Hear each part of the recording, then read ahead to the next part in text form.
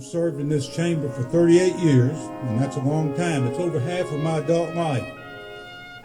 This body, this institution is a part of me, but as with every endeavor in life, that which has a beginning must also have an end. A group of us guys that had gone to college, been in the military, and came back home got together to determine one of us needed to run for the legislature. I took on the running and them helping me in 1972, but the mistake I made, I didn't go by and kiss the ring of the state chairman of the Democratic Party, who was Jimmy Peeler, Mr. Jimmy at the time, and he got so upset with me that he qualified to run against me himself. Mr. Jimmy played hardball. Maybe I learned some of that from him. Well, anyway, I lost by 13 votes that year. It gave me the best lesson that I ever had in politics, and that is to not take anything for granted. Don't assume that someone's going to vote for you, and you better run like you're 1,000 votes behind. When I got here, I knew that I wanted to move into the leadership, or I was going to go home. I decided during that first General Assembly, 2 years, that I was going to try to move up, that I wanted to be involved more, that I wanted to be in the leadership, and I ran for floor leader. Then I went on to become majority leader, and then after that to be speaker. And I had set a goal after I had gotten into leadership to try to be the speaker someday.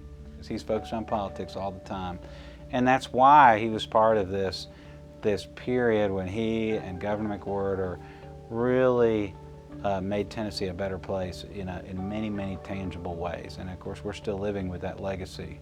He'll be remembered long, long after we're all gone for the things he touched, the jobs he created, the industry he helped recruit, the public school system that he helped build and improve as a part of Governor McWhorter's administration.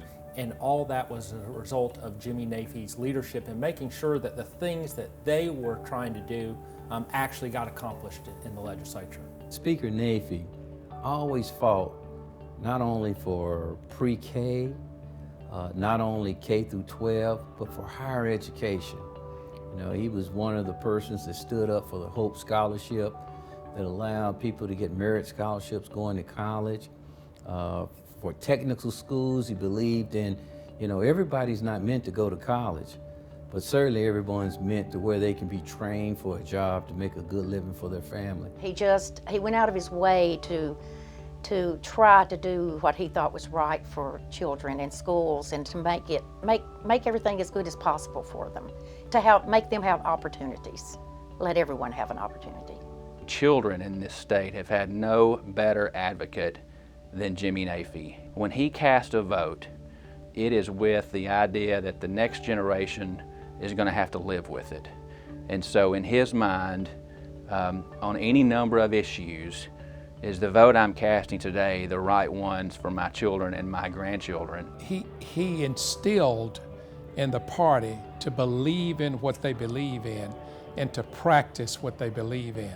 And I am a man who trusts the Bible to say that faith without works is dead, and Jimmy Naifeh was all about believing something and working for it, and I admire him for that.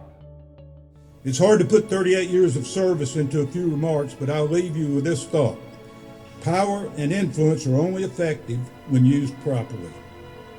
Each and every one of you has been given an extraordinary amount of power by the virtue of the office that you hold, and what you do with that power, whether it be for the good or the bad, is entirely up to you. He has a big following, and a lot of people admire his leadership and the way that he has done things. They may not always agree, but they admire him because he's a man of his word. He's somebody I go to when I'm having trouble with these damn Republicans. Sometimes I want to maybe get a little too rough, and he gets me to be a little more tactful. But sometimes he says, go on, get them, boy. And I've got a feeling that even next session, when we start a new General Assembly, his phone will be ringing quite a bit because I know I'll be calling him. You know what I think he taught me the most? To be true to yourself.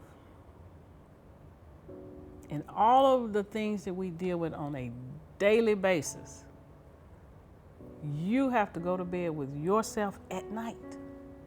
So you cannot stray from who you are. His indelible mark will be on those people that have served under his tenure and served with him. And then the families and the people of this great state will owe him a great debt of gratitude. He will be the first to deflect that because he's not in it for personal recognition or glory. He's in it to do what's best for this state. I'm going to miss Speaker Naifeh. He'll always be my speaker. And I know the old warhorse isn't through, and I look forward to working with him, and I look forward to seeing what his next challenge will be, because he's a man of unbelievable energy, unbelievable credibility, and unbelievable character. The man with the big heart. And a big gavel. Governor Quirter, who was my mentor, always told me that I would know when it was time to go. And I know that time has come for me to step aside for the next generation of leaders. Thank you.